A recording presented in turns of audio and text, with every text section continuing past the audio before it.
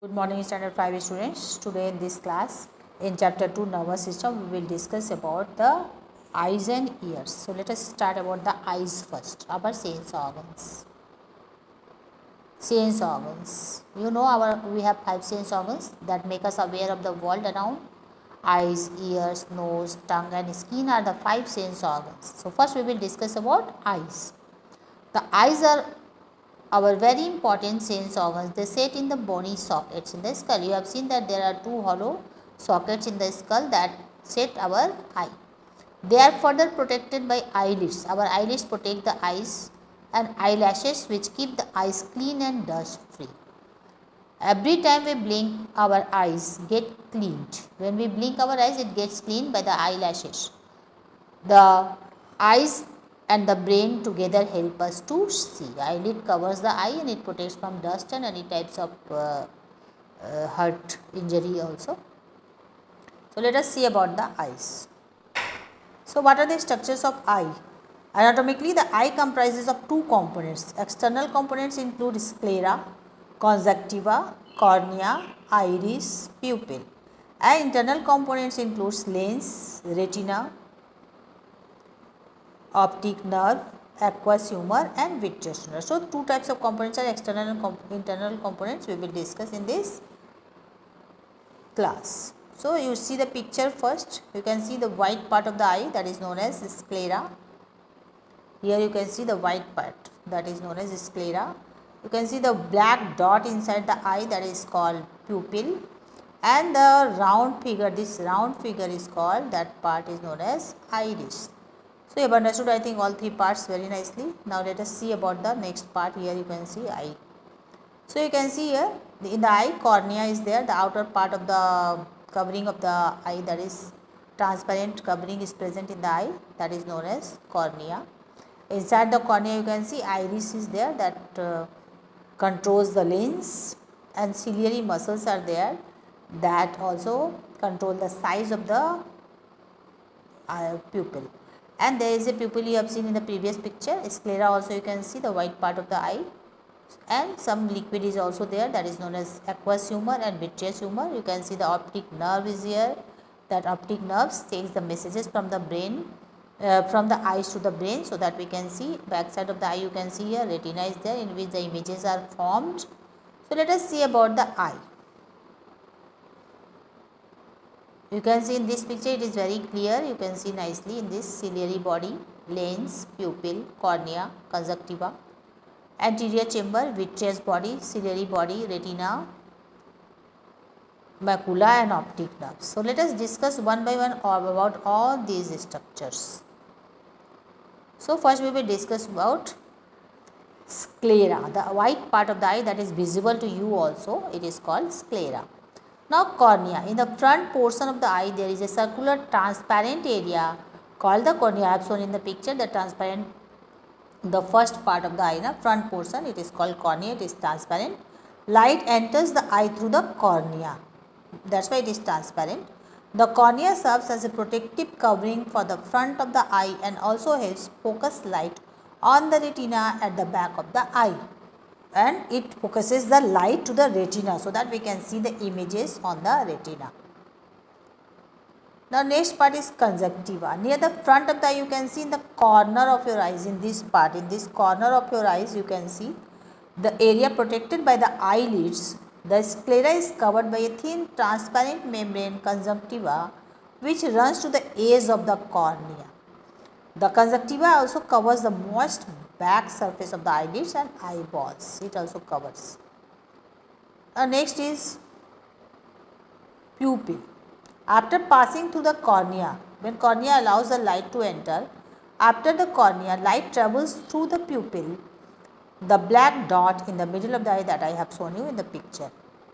It is actually an opening in the center of the iris. You have seen the round part, that is iris, in the middle of the iris there is a black dot called pupil, and the iris, in the center of the iris lets light into the eye, that is pupil, the opening where the light enters our eyes from where. The iris allows more light into the eye, enlarging or dilating the pupil. So pupil can become more or smaller or bigger when the environment is dark it becomes bigger and allows less light to eye when it is so much light, na bright. If it will be bright, then what will happen? The pupil become smaller so that less light can enter the eye. Thus, the pupil dilates and constricts like the aperture of a camera lens as the amount of light in the immediate surrounding changes. If amount of light is less, then pupil become bigger. If amount of light is more, it is very bright, then it becomes smaller so that less light can enter and it cannot damage your eye. Now, next is iris. The iris is the circular colored area of the eye that surrounds the pupil and controls the amount of light that enters the eye. The iris controls the amount of light that enters the light according to the environment I have said. It determines the eye color also. Lens. Behind the iris sits the lens. By the changing its shape, the lens focuses light onto the retina. So, the light passes to the lens and it focuses the images by setting it to the retina through the action of the small muscles called the ciliary muscles. Ciliary muscles helps the lens to focus the images on the retina. The lens becomes thicker to focus on nearby objects and thinner to focus on distant objects. If objects are nearer, then it becomes thicker, and if objects are very far, then it becomes thinner to focus the object to the retina, and it is controlled by the ciliary muscles. Now, next is retina. Retina is the most important part. The retina contains the cells that sense light, and these cells are known as photoreceptors. These photoreceptors receives the senses of the light and the blood vessels that nourish them. It is present on the retina. The optic nerves. Each photoreceptor cell is linked with nerve fiber. That means the cells that receive the light is connected to the nerve fiber. The nerve fibers from the photoreceptors are bundled together to form the optic nerve. All these nerves combined together, they make a bundle of nerves that is known as optic nerve. The optic disc, the first part of the optic nerve, is at the back of the eye. Optic nerves carry messages to the brain. The brain understands and tells what you have seen. So, it is optic nerve that gives your sense of seeing to the brain. Now, liquid about the fluid that is present in the eye, that is aqueous humor and vitreous humor. The front section anterior segment extends from inside of the cornea to the front surface of the lens.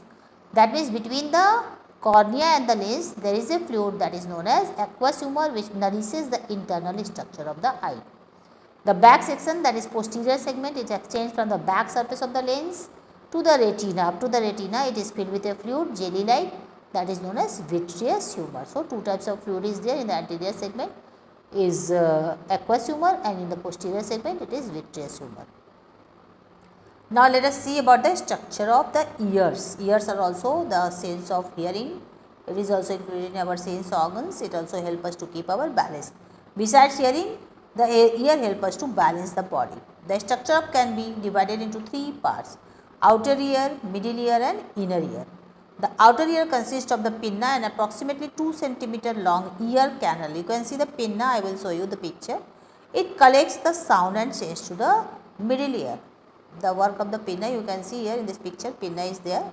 So, this pinna collects the sound. Its structure is made to collect the sound and there is a canal in the inside of the pinna. Now, middle ear. You can see in the middle ear, it is an air-filled cavity that consists of an eardrum and 3 tiny interconnected bones, the hammer, the anvil and the sternum. You can see outer ear, it is separated here, middle ear.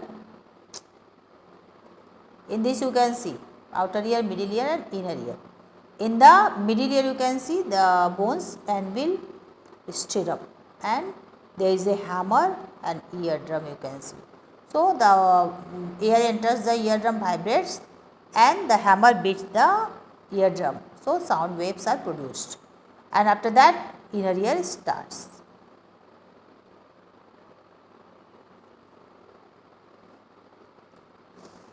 You can see the inner ear. The inner ear consists of a cochlea, the semicircular canals and the auditory nerves. You can see in this picture also the round semicircular canal, that is cochlea in this picture. In the previous picture you can see better. Let us see the previous picture. Here you can see the inner ear, you can see here inner ear.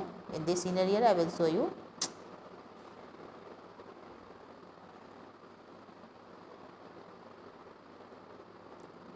You can see here auditory nerves, semicircular canals, cochlea and eustachian tube. So, all these structures are present in the inner ear. Auditory nerves take the messages from the internal ear to the brain. So, the inner ear consists of cochlea, the semicircular canals and the auditory nerves, and these auditory nerves carry the messages to the brain and we hear the sound. Function of the ear. What is the function of the ear? When sound enters the middle ear, it causes the eardrum to vibrate. Function of the nerves present in the inner ear pick up this vibration, that means auditory nerves pick up these vibrations and carry them as message to the brain.